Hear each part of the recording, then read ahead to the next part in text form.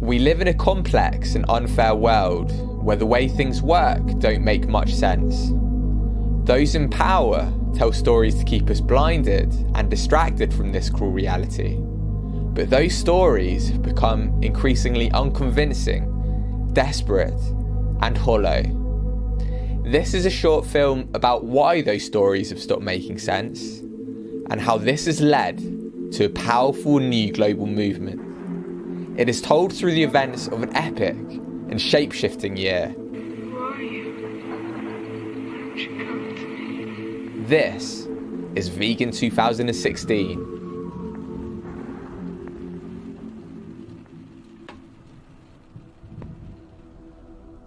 Following 2015, veganism could no longer be ignored. It caused the meat industry to react.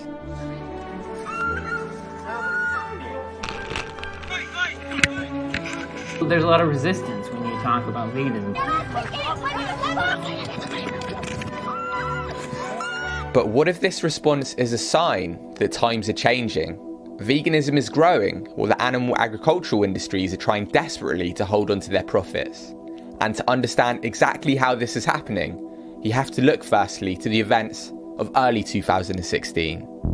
Early 2016 centred around Dr. Michael Greger. Please join me in welcoming Dr. Michael Greger. Dr. Greger is an American physician and public health expert. For years, his views had been ignored by the mainstream, but in 2016, something very different happened. His new book reached the New York Times top 10 bestsellers list, and all of a sudden, he was in the media spotlight. Dr. Michael Greger. Dr. Michael Greger. We've got Dr. Michael Greger here. There's only one diet ever been proven to reverse heart disease in the majority of patients, a plant-based diet. If that's the only thing a plant-based diet can do, reverse a number one killer, number two killer here in the UK, shouldn't that be the default diet until proven otherwise? And the fact that it can also prevent, arrest, or reverse other leading killers, type 2 diabetes, hypertension, would seem to make the case simply overwhelming. And Greger's assertion that this information is being distorted by institutions appeared to hold true in 2016 when the US dietary guidelines came out. The government is out with new guidelines. The new guidelines from the USDA and Department of Health and Human Services are supposed to tell you what to eat, but critics say they're muddled and confusing, and not by accident. Critics say the guidelines don't go far enough. There's new controversy over the American diet. The government is dropping its recommendation to limit egg consumption on foods high in cholesterol. Instead of saying eat less meat, they say less than 10% of your diet should come from saturated fat. People don't know what a saturated fat is. Instead of eat less meat, eggs, dairy, junk, what do they say? Eat less saturated and trans fatty acids, things like that. Biochemical components, right? Because they don't want to mention foods because that's too politically unpalatable. The meat, dairy, and egg industries are huge investors in the government, as is the pharmaceutical industry. The meat industry does not want the American government saying, eat less meat. We are being manipulated by an industry that thinks that we are cash cows. These are multi-billion-dollar industries that put a huge amount of effort, not just into advertising their products, but into changing federal policy. Dr. Neil Barnard is president of the nonprofit Physicians Committee for Responsible Medicine, which is suing the government, claiming the egg industry used its influence to try to weaken warnings about cholesterol. The egg industry is paying universities, where these people are then put on the committee to decide whether eggs are safe or not. That's a conflict of interest. And another industry, the mainstream media, has attempted to influence consumers' preferences this year. Throughout 2016, they've provided a vaudeville of anti-vegan content, bringing attention to veganism in a very biased way. There's a story in the paper today, the headline, "Fashionable Veganism is Harming Health." It's also vegan. You can't get all the nutrients you need. They can go and get some lamb. Some can end up deficient in vitamin D, calcium and iron. But unfortunately, vegetarians and vegans haven't seen the funny side of it. Get a sense of humour is what I would say. Protein, iron deficiencies are the common ones if you're not eating the right foods. It's that devious, treacherous group, the vegans. But maybe these media journalists aren't really journalists any longer. Without realising it, they've become instead contrarians and puppets, whose real job is to make us confused. And when we're confused about what to eat, we stick to old habits. And these old habits feed the power and wealth of the meat, dairy, and egg industries. A CSIRO survey has found 1 in 6 Australians are ditching dairy without a medical diagnosis. It's leading to dangerous levels of serious health risks arising from a lack of calcium. When you look at the plant sources like broccoli, etc., you need to literally consume 20 cups of broccoli to get anywhere near the amount of calcium in a cup of milk. That's just not true. We grow up believing we need to drink cow's milk for calcium so we don't get osteoporosis. That's not true. We've been conditioned since school. We need calcium from cow's milk. We need protein from animal flesh. The public is being lied to, right? There are big money commercial interests that are trying to twist the truth. And it became stranger when the Washington Post ran an article implicating Dr. Greger's website nutritionfacts.org, which was bizarrely accused of being part of a Russian propaganda campaign, an indication once again of the mainstream media's anti-vegan rhetoric. You are not going to get this information from the powers that be because those institutions are controlled. The media is controlled by the meat and dairy industry. Like with the tobacco industry in the 20th century, the animal agriculture industry manipulates a constant state of confusion and misinformation. And whenever there is opposition, industry absorbs it, for example by using the Animal Enterprise Terrorism Act. This act, which is still enforced in 2016 and used against animal rights activists, states that anyone disrupting the business of an animal enterprise is committing an act of terrorism. If you just affect the profits of this industry, even by telling the truth, you can be considered doing something breaking the law, at least in this country. That is how powerful this industry is. If you go film inside the place where they make food, you go to jail. They bought your politicians, they bought your vegan is the name of the book. But at the dark heart of this corrupt force in 2016 is the way industry siphons off large quantities of government wealth. For example, in 2016, the meat and dairy industry insisted on taking $30 billion from the US government in the form of subsidies. And this was especially strange, given that fruit and vegetables were only subsidised 0.04% compared to meat and dairy. Our governments hold international conferences to address climate change and seek solutions. All the while, the single most devastating force behind our planet's environmental collapse remains not only unspoken, but actually actively denied by the very organizations charged with saving our planet. Animal agriculture is responsible for 16% of greenhouse gas emissions, compared to the 13% of all global transportation. This was according to a 2016 report funded by the United Nations Environment Programme, and backs up previous reports by the FAO and World Watch. And there is now a general consensus that animal agriculture is the leading cause of not just global warming, but also water depletion, deforestation, species extinction, ocean dead zones, antibiotic resistance, and the inefficient feeding of a growing population. But given that 2015 was the hottest year on record, why does the issue of animal agriculture remain largely unspoken? Why have the studies that have come out in 2016 been ignored? That's what the meat and the dairy industry have accomplished so far. Why are ag laws sweeping the US, which aim to hide the practices of factory farming?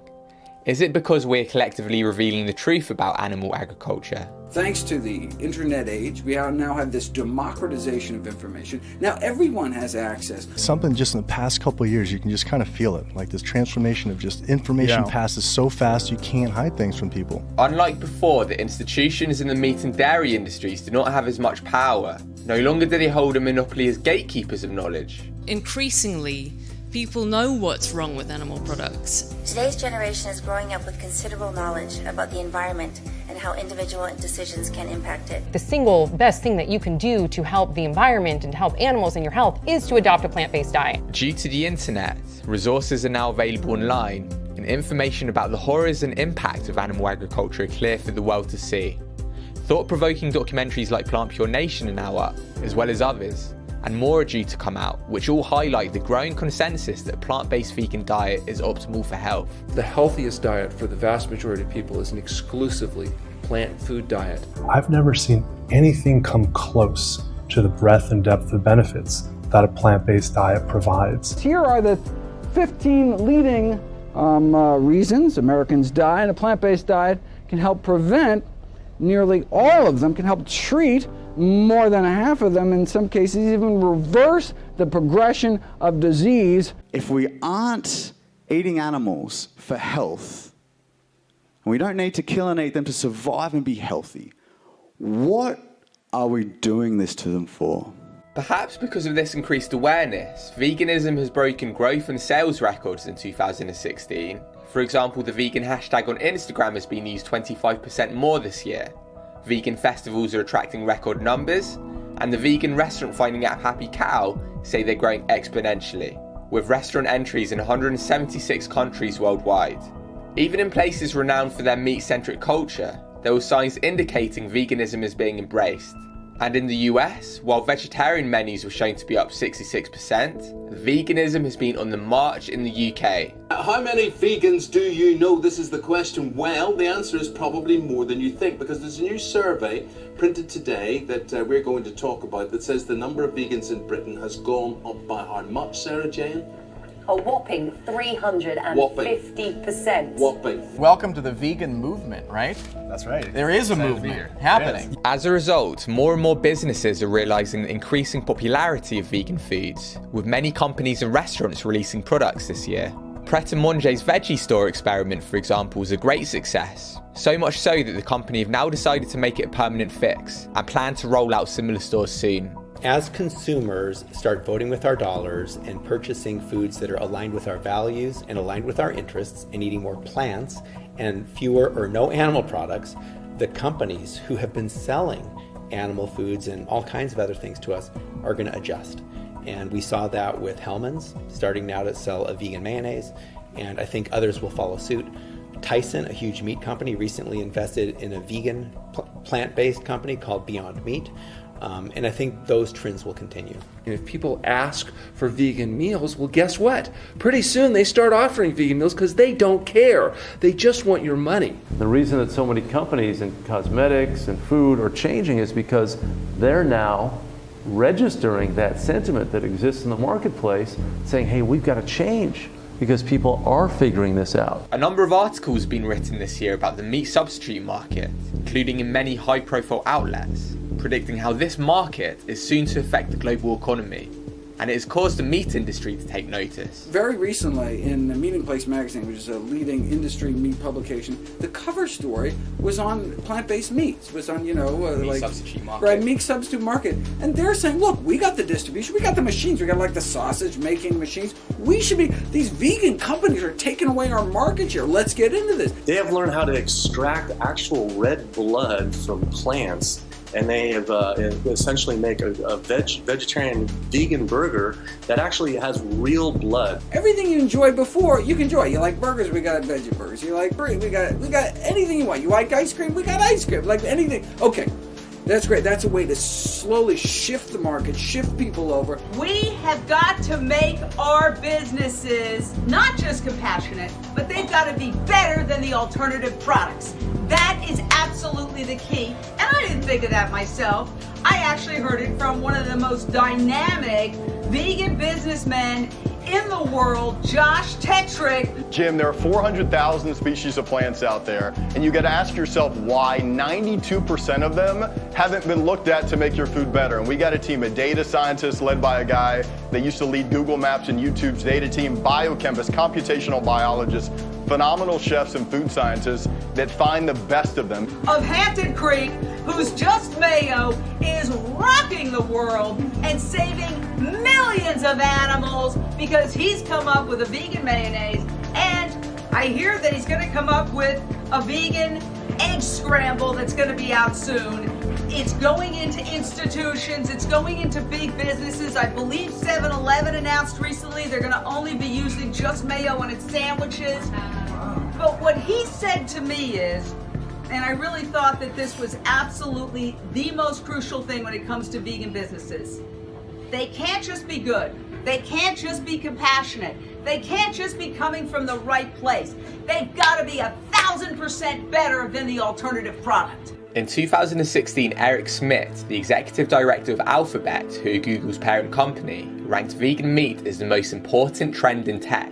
This came amid what was one of the leading news stories of the year, A group of investors, under an initiative of holdings worth more than $1 trillion, pressured the 16 leading food companies, including Tesco, Walmart and Target, to switch from animal-based protein to plant-based protein. And as 2016 progressed, large corporations including General Mills and Danone invested in companies that have found success in replacing animal products with plants. Also this year, a new documentary has come out on cultured meat, an area that is rapidly gaining attention and funding. This is a viable solution for the meat, dairy, and egg eaters of the world who just simply refuse to stop eating those animal products, those animal body parts. However, because lab-grown meat uses cells from animals, there are some critics who argue that this industry is unnecessary and doesn't challenge the social norm that eating meat is natural. They argue that plant-based meats that have moved beyond theory and into commercial production are a better solution. That said, whether it's imitation meat from plant or animal cells, it is clear that this market is trending and will continue to receive widespread media attention. By the year 2020, the meat substitute market is predicted to be worth over $5 billion globally, and with the urgency of the climate impact and ethical concerns over the animal agriculture industry, there is a groundswell for meat alternatives to capture market share and overtake the production of traditional meat. Meanwhile, 2016 was the first year that meat taxes were seriously considered. For example, the Danish government has plans to implement a tax on beef pre popular. This backed up proposals from UN expert Professor Martin Hager this year, who called for a worldwide tax on all animal products. And in China, the Ministry of Health urged citizens to limit animal product consumption, with the aim of reducing meat consumption by 50%, while the UK dietary guidelines reduced the recommended dairy consumption, which angered the dairy industry.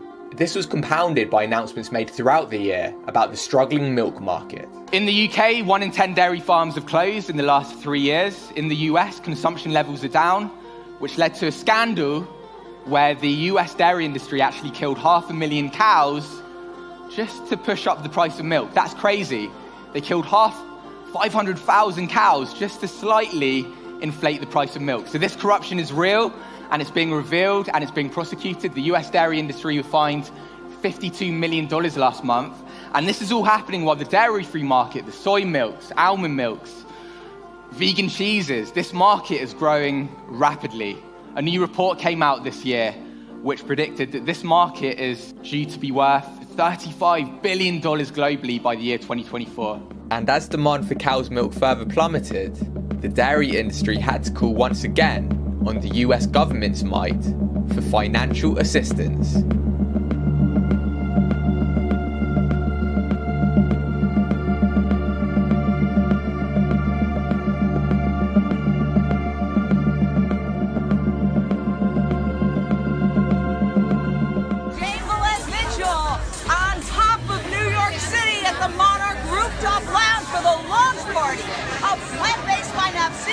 A groundbreaking new show that's going to debut on A&E's FYI network. And celebs are here tonight. The beautiful Katy Perry, the glamorous and gorgeous Simone Reyes of Death Pictures. Now, I know you're very soft-spoken, but speak up. I will speak up. Speak up. Why are we here? We're here to support a vegan diet, a healthy lifestyle, and to teach people that it's really important to live consciously and compassionately. The plant-based lifestyle also received new support this year from a number of large social media channels. So before I get into this video, I'm gonna make a little bit of a disclaimer. I have been vegan for a little bit now, and I love it. I do eat a plant-based diet, so I don't eat any meat or any animal byproducts. And let me tell you, I never touched meat again. I literally canceled my dinner plans and I said, I'm vegan now. Vegan body. I really like it. Good. I'm glad you like it. It's weird. Fake chicken tastes better than real chicken. Right? Yeah. So good. The more research you do, the more you are just absolutely turned off and grossed out by it. I 100% believe that I will see a vegan earth before I die. Other big channels that promoted veganism this year include Ricky Dillon and Natalie Tran, and it has never been easier to live vegan. Online access to vegan food and garments from sites like veganshoppinghub.com are proving popular to even the most isolated vegans, and a number of celebrities have promoted the lifestyle. Singer-songwriter Sia donated $50,000 to an animal charity. Sharon Osbourne has publicly condemned the savagery of wearing fur. Musician Morrissey refused to play at non-vegan venues and spoke out about live exports. Famed film director James Cameron teamed up with Arnold Schwarzenegger in a campaign that urged people to eat less meat.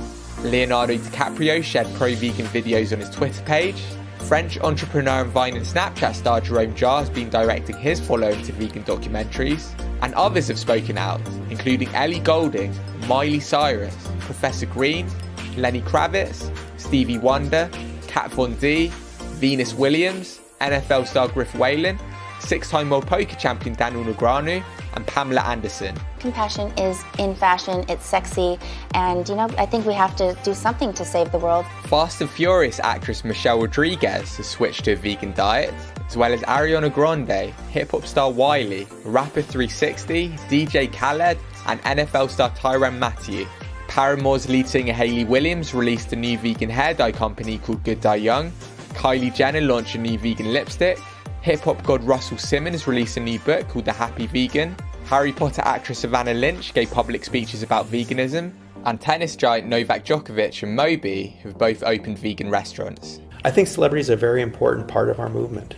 They allow us to reach a lot of people, but they're part of that air game, right? They reach them in a more superficial way. In terms of more grassroots outreach, there have been a huge number of developments this year. In May, there was the first ever International Earthlings Experience Day. Anonymous for the Voiceless have gone global. The organisation Veganery, whose campaign was twice as popular in 2016 compared to 2015, rolled out public transport adverts in London. And in New York, there was the largest ever vegan billboard campaign. In addition, following Anita Cranks' arrest for giving water to a thirsty pig last year, vigils known as pig saves, held outside slaughterhouses, gained widespread growth. And as animal welfare standards dropped, animal rights activists, who were once regarded as the pedagogic outcasts, took on a somewhat unlikely role as consumer watchdogs, entering slaughterhouses and exposing ailing conditions.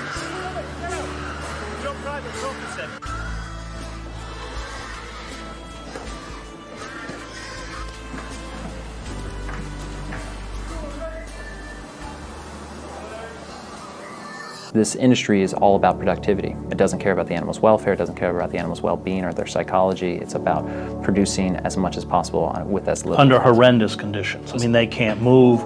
They will, especially with breeders, they can't even often walk. And disease is rampant. That's it. I mean, 80% of all antibiotics sold in the United States go into animal agriculture because these animals live in such horrendous conditions. The only way to keep them alive is to feed them drugs. Right. And they're essentially, tortured their entire life and then slaughtered. I don't think it's an exaggeration at all to say that. And that's why we have ag laws, because if people actually saw how their meat products were being produced, it would be so appalling that it would be very hard to consume these products. Correct, you said what's written here is far from reality. Exactly what is not true? Raised cage-free, you saw it. That's what they call cage-free. You can cram them in there till they can't move, but if there's not a cage in there, they call them cage-free. I find this pretty hard to take. These mothers have just given birth recently, and they're in what are called farrowing crates. You can see the mothers can barely move. But we're told that we have the best animal welfare standards in the world. What would you say to that? It's a complete lie. The worst offenders on this planet, pedophiles, sex offenders, murderers, do not get treated anywhere near as badly as the way we treat the most innocent and vulnerable beings on this planet. They have their tails cut off without painkillers. They have their ears notched, big chunks of skin cut out of their ears. The males are castrated without painkillers. Pigs spending their days like this. And this place is filthy. There's rats, there's maggots, there's flies. It's disgusting. Prompted by the increased awareness of the meat industry's darkest secrets, there were a number of protests around the world in 2016. In London, a small march turned much bigger and vehement, prompting police to shut down the streets. And it was the events from this day that provided a powerful and stark vision of the coming battle between two sides of history.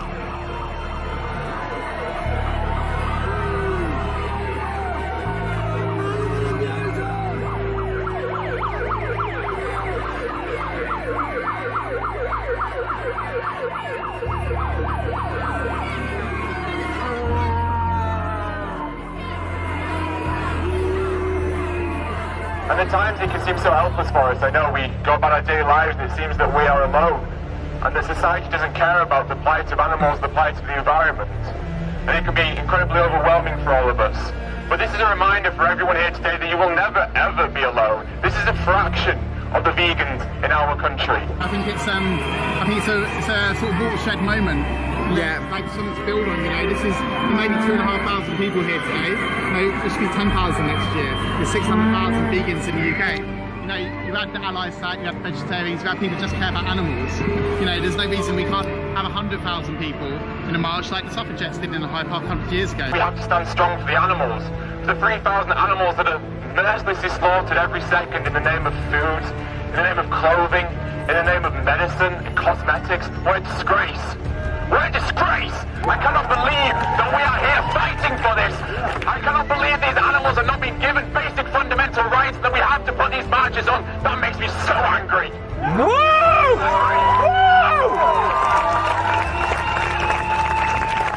I can't believe in this day and age we still have to fight oppression. I can't believe we have to stand up and make the politicians and the general public listen to our demands. We are supposed to be a compassionate species. Do we not hear this every day that we're evolved, right? This is what we get told as vegans. We're evolved. We're above animals. If we're above animals, then why can't we start using emotions like empathy? That's what's supposed to make us more evolved, right? Our emotional capacity. So why don't we use them? Why don't we show empathy and compassion and mercy to these innocent beings that have never done anything wrong to us? How can we possibly allow ourselves to fit into a society that thinks compassion is extreme? What a ludicrous world we are living in. We have to take a step back, and we have to do what's right for everyone. We have to do what's right for the planet, because if we carry on the way we're going, as you all know, we will have no planet to live on. We're here today fighting for the rights of the animals, fighting for the rights of the environment, and fighting for the rights of humans that are also oppressed in the animal agriculture industries. This is not some mundane diet choice. This is the difference between enslavement and freedom, between torture and peace, between death and life. This is serious, and you understand it, and you are a part of this revolution. In 2016, social media was named as one of the largest threats to the animal agriculture industry. According to Global Meat News, social media has been instrumental in spreading negative views about the meat industry among millennials. David Dobbin, chief executive of United Dairy Farmers, said the younger generation are causing the fall-off in demand for milk, an indication that big dairy are feeling threatened and unhinged. And the field of technology has been another area that the vegan community has influenced. New alternative research methods are being used in medicine for drug testing that do not use animal models. Other technologies also come out, such as iAnimal, and animal rights activists have claimed a number of victories, starting with SeaWorld. But this morning, SeaWorld's CEO announcing a change in the tides, saying all of its signature orca shows will be coming to an end. Sea Shepherd, an anti-poaching and marine conservation organisation, have now effectively shut down illegal fishing in Antarctica. In the fashion world, leather sales plummeted, and existing companies have switched to more ethical materials. And media outlets like Vogue have started to promote vegan products. In addition, in the movie world, the pro-vegan film The Herd won many awards and is free online for the world to see. And the acclaimed animated film Bear Story, which is about the brutality experienced by circus animals, won the Best Animated Short Film at the Oscars. Bear Story, Gabriel Osorio. In 2016, many professional athletes have switched to a vegan diet, inspired by many long-term vegan athletes who have been thriving and setting new records.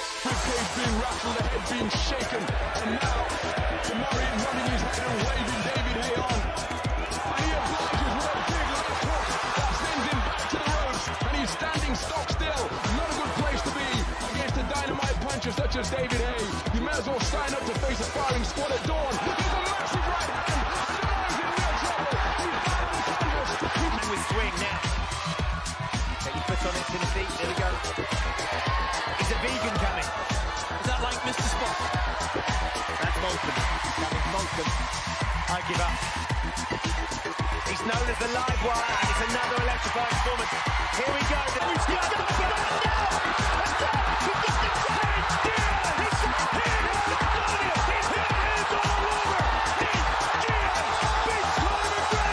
as well, but it's a rare occurrence to see a boxer get forward with a jab. And Arnold Jajai just appears to be looking for a place to fall. Every time he's hit here, isn't he? He appears to be looking for a place to fall here every time he's hit with a shot. David Haye, well, I'm sure he's received more opposition during sparring than he's receiving here. Arnold Jajai being completely overwhelmed. Wow, that's huge. Oh, man. That's huge. And that ties his best ever. Yeah.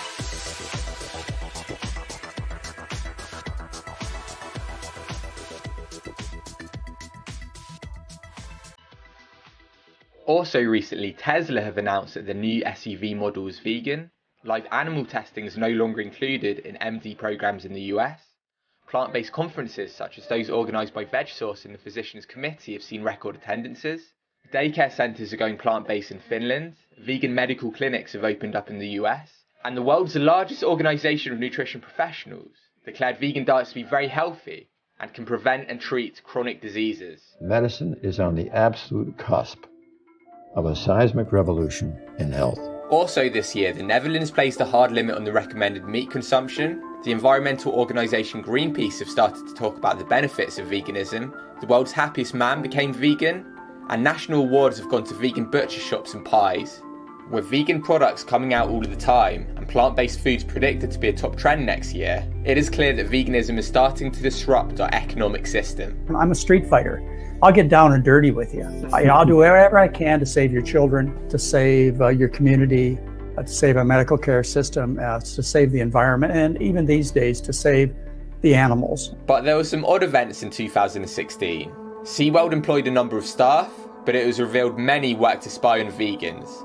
Singing star Christina Grimmie continued her animal rights activism, but was shot dead in June. Hunting videos were actively promoted by YouTube, but vegan educational videos were often censored.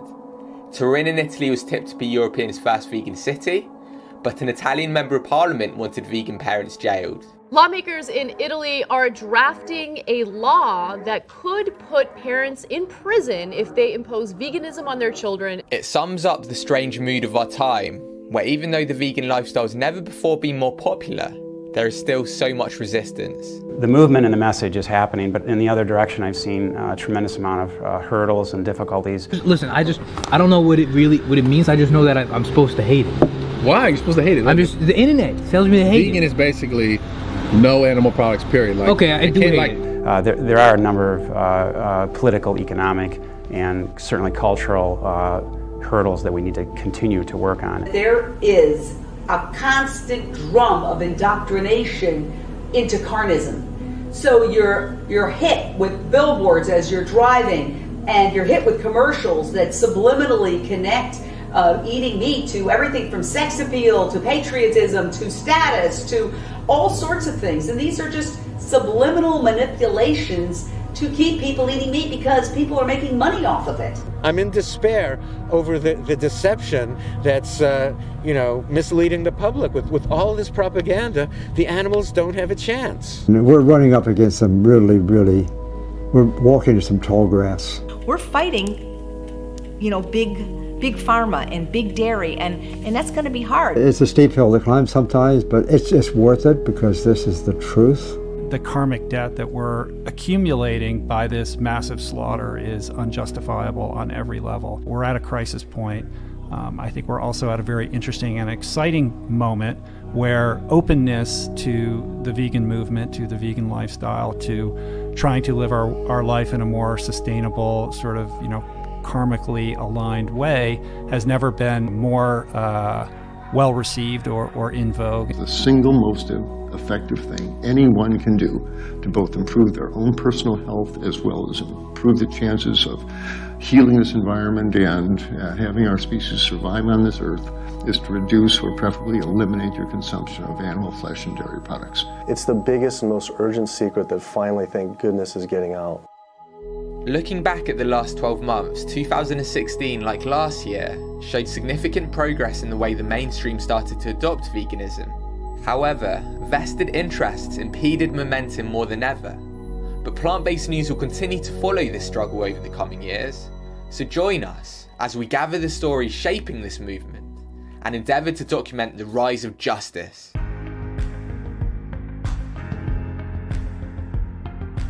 Thank you so much to everyone that supported this film and to my special supporters on Patreon. And for more information on the news stories in this film and for all the news throughout 2017, please go to plantbasednews.org.